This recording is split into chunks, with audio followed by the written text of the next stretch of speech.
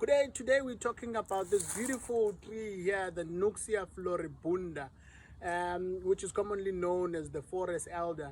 And it's a tree that really is a big part of our forest, not just only in South Africa, but throughout the continent. In South Africa, it's distributed from the Western Cape, especially in the Garden Route to Knysna Forest. They've got quite a lot of the forest elders to the Eastern Cape, KZN, up to Mozambique, part of Zimbabwe.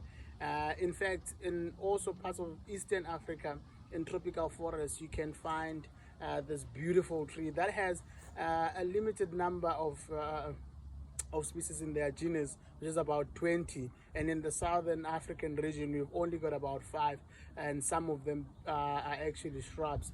Let's talk more about the forest elder and what it's called in our native tongues in a bit. The forest elder in isiXhosa is called umthi wesikhali, and in isiZulu is called umkhobezi. It attracts quite a lot of bees because of the flowers have a lot of nectar, and it's known to actually self-pollinate. As you can see in the frame now, we've got a bee that we saw whilst we were filming. It goes to prove that this is really a tree that attracts bee, and its leaves are very powerful when it comes to the healing part and aspects of it, because the leaves can be mixed up to make treatments for coughs, colds, influenza, fevers, also for stomach issues of indigestion. It's also known for healing seizures and epilepsy in children mostly.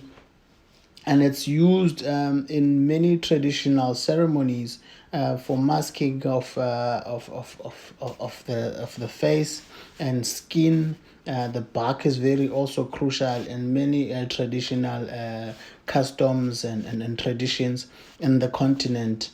And it's a really good tree for also day-to-day use within a village. In the rural areas, and it's a good forestry. As you can see, it's dense. It makes quite a good, also a homely screening tree that you can have in any landscape. We are on the growing side of Nuxia floribunda, where you can actually grow it through seeds and cuttings. This here is a tray that we experimented on about 8 months ago. And as you can see, we've had a fair share of good results in this specific tray, but not so good at all. It's not viable for us to actually grow them via cuttings, because they are cuttings. You have to, as you can see, this one that we took out here, the roots have already started to develop because it's been 8 months that they've been here. And you can see the actual cutting is a hardwood cutting. With this one, for cuttings, we have to do semi-hardwood or hardwood cuttings of healthy branches for you to get success. You're not going to have any success with soft wood or young shoot cuttings with this tree. So it's not so easy to grow, but once you get the right timing when you're growing it from seed, then you're good to go. We only grow them in 10s. We've got a few limited 10s right now, and we've got quite a few in 20 liters.